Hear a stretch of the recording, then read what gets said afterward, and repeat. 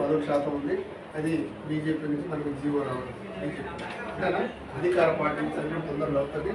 దీంట్లో ప్రత్యేక చొరవ తీసుకున్నటువంటి గౌరవ ముఖ్యమంత్రి సలహాదారు బిఎం నరేందర్ రెడ్డి గారికి మనందరి తరఫున వారికి ప్రత్యేక హార్దిక ధన్యవాదాలు తెలియజేద్దాం.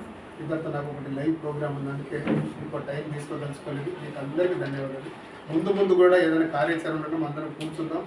ఇది ప్రజా ప్రభుత్వం, ప్రజల ప్రభుత్వం, పార్టీలకు అతీతంగా అందరూ క్యాంపస్కి రావాల్సిందే. మీ అనుభవాలు కావచ్చు, ఏదన్నా అనుమానాలు ఏదన్నా మీ వ్యక్తపరిచే ఆస్కారం కూడా ఉంది. గత ప్రభుత్వంలా కాదు, దౌర్జన్యాలు కాదు. మనం ప్రజాక్షేమం కొరకు, ప్రజా సంక్షేమం కొరకే మనం పాటుపడదామనే వాస్తవానికి నేను చాలామంది ఓటర్లకు రీచ్ కాకుండా కూడా 52,000 మెజార్టీతో గెలిపించారు. అవునా కదా? అంటే ఎంతటి ప్రేమ మనం నా నుంచి మీరు ఎంత ఎక్స్పెక్ట్ చేస్తున్నారు. గతంలో చాలామంది ఇక్కడ మనకు గిరిజన యూనివర్సిటీ శాంక్షన్ అయింది, ల్యాండ్ చూపించలేక మహబూబాద్ జిల్లాలో గవర్నమెంట్ ల్యాండే లేదని తరలించడం జరిగింది.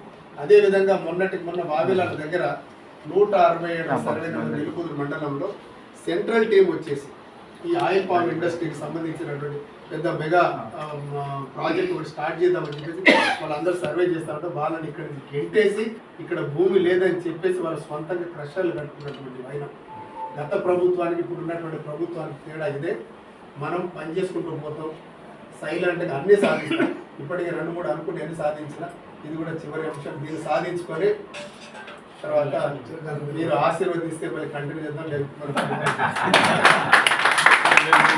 రెడ్డి గారికి కానీ, సీఎం గారికి కానీ, అదేవిధంగా కేంద్రం మీద ఒత్తిడి కానీ ఒక కార్యాచరణ మళ్ళీ మీరు కాకుండా మీరే రూపొందించి ఇప్పుడు ఇదే కృతజ్ఞత నరేంద్ర రెడ్డి గారు చెప్పినట్టు సీఎం గారికి కూడా ఈ జిల్లా అభివృద్ధి కమిటీ తరఫున ధన్యవాదాలు చెప్పించే కార్యక్రమం.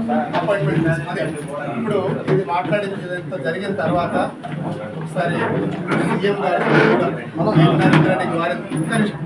బిఎం నరేందర్ రెడ్డి గారి ద్వారా మన సీఎం గారి దగ్గర అపాయింట్మెంట్ తీసుకుని ఇక్కడ ఉన్నటువంటి కమిటీ సభ్యులు అందరం పోయి మనకు శుభాకాంక్షలు తెలియజేస్తూ ఇది మిగతా 10% ఏదైతే ఉందో అది కూడా పూర్తిగా ఇక్కడ జీవో ఇక్కడ అలాట్ అయిందన్నట్టుగా రైల్వే డిపార్ట్మెంట్ జీవో వచ్చి ఆ కొబ్బరికాయ కూడా గౌరవ ముఖ్యమంత్రి ఇక్కడ రాబోతా ఉన్నారు.